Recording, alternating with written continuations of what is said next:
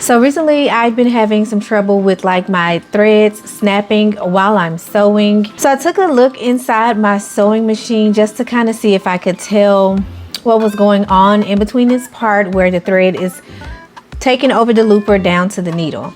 So I did see some thread just sitting in there and I was able to pull it out, but after I started back to sew, my thread snapped again and I saw even more thread in there. This time I couldn't get it out. So I stopped sewing with it because I didn't want to tear up my machine, okay? I have a baby lock and it wasn't cheap, so I didn't want to cause any further damage. So if you're in the Dallas area and you visited the fabric district of Dallas, which is located off of Wherehouse and Perth Street, there is a warehouse called Wherehouse Fabrics. Inside this warehouse, they sell fabrics, trims, all the sewing things you can think of. They also have a small shop where they sell sewing machines and they do repair and maintenance. So that is where I purchased my baby lock, and the actual name of that shop is Mr. Sewing Machine. Now, because I purchased my sewing machine there, my diagnostic was free. Usually it's $20.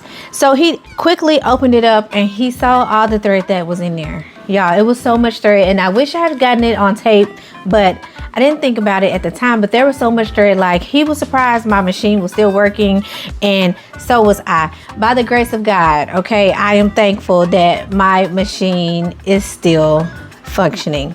So he did all of that for me for free, but not before telling me that the thread I'd been using in my machine was cheap. So he compared a high-end car to a high-end sewing machine.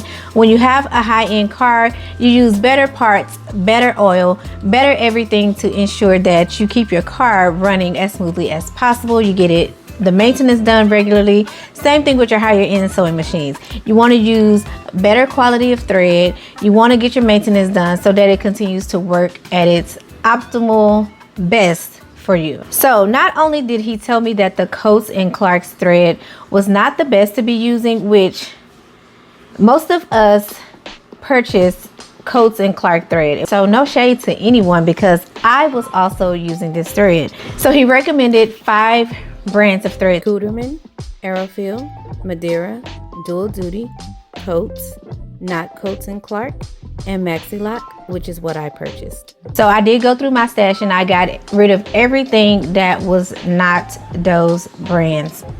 That's just me choosing to take some advice and do what I feel is best for my sewing machine. He was using Maxi Lock and he tested it on some fabric, showed me the difference in the stitches. I could tell even just the way the stitches felt that this was better quality thread. So for the thread, I did purchase the Maxi Lock threads. I got it in gray, brown, beige, green, like a sage green, white, orange, got it in orange, red, black, yellow, and blue. Okay, and with that thread he was using this thread holder. So this has a hook at the top and then there's a base on the bottom that holds your thread like so. As we took my thread to the counter, I saw that there was an Oliso brand iron on display. Now I'd been eyeing the Mimi G iron when it first came out and I missed out on that edition. So I asked about the iron and I lucked out because the display model was the only one that they had left in the whole warehouse, and I was able to get it at a discount for purchasing the floor model. And I got this in purple, which is okay with me because it is one of my favorite colors. And again, I got it at a discount, so I'm not mad at that. I also picked up a fabric marker. This is the Soline Styla.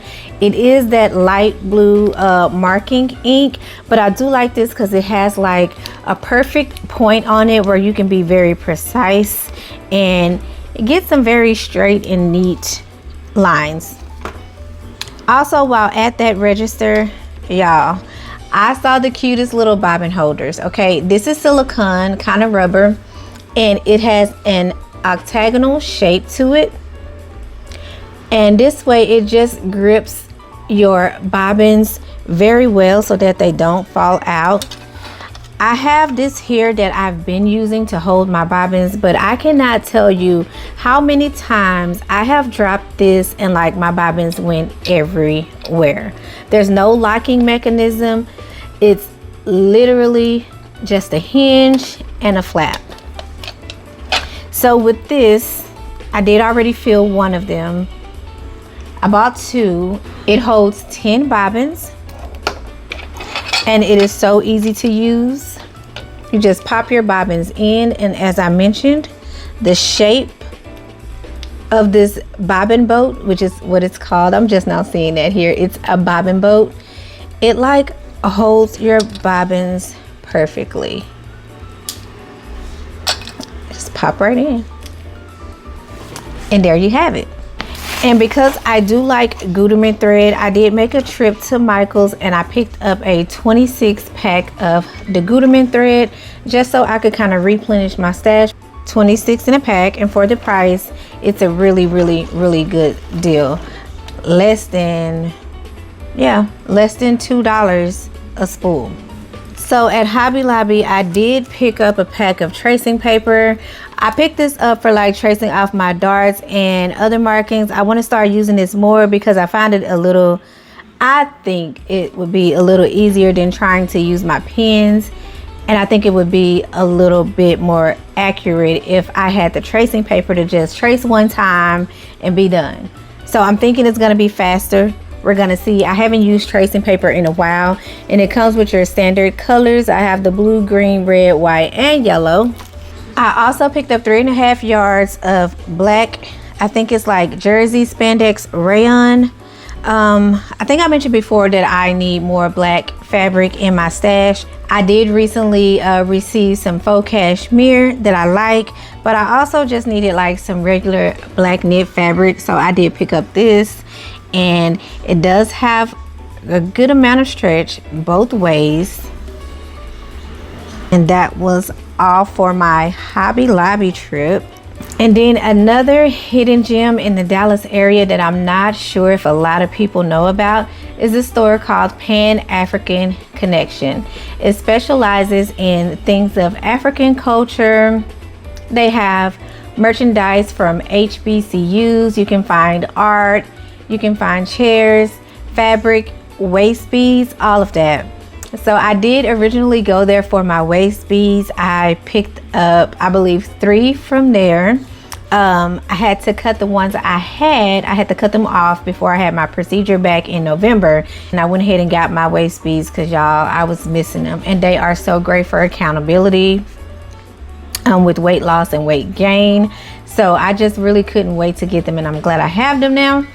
So I did pick up 2 pieces of fabric from that store, and as you can guess, it is Ankara fabric. The first one that originally caught my eye was this.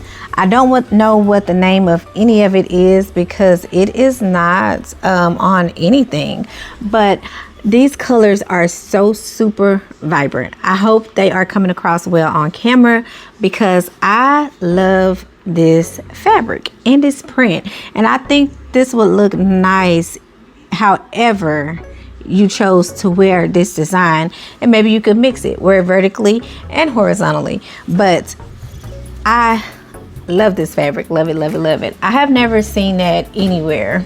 You know, most of the time you see some of the same Ankara fabric in different places and in different shops, but I don't recall ever seeing that one.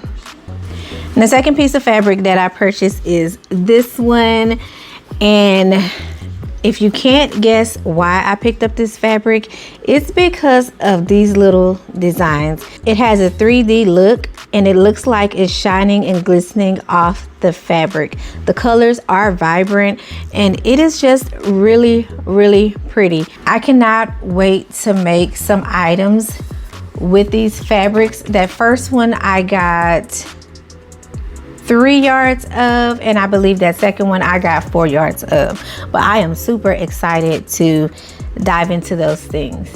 Now, if you haven't already, make sure you subscribe to the channel, like this video, and hit the notification bell so that you don't miss out on the next upload. Until next time, keep sewing.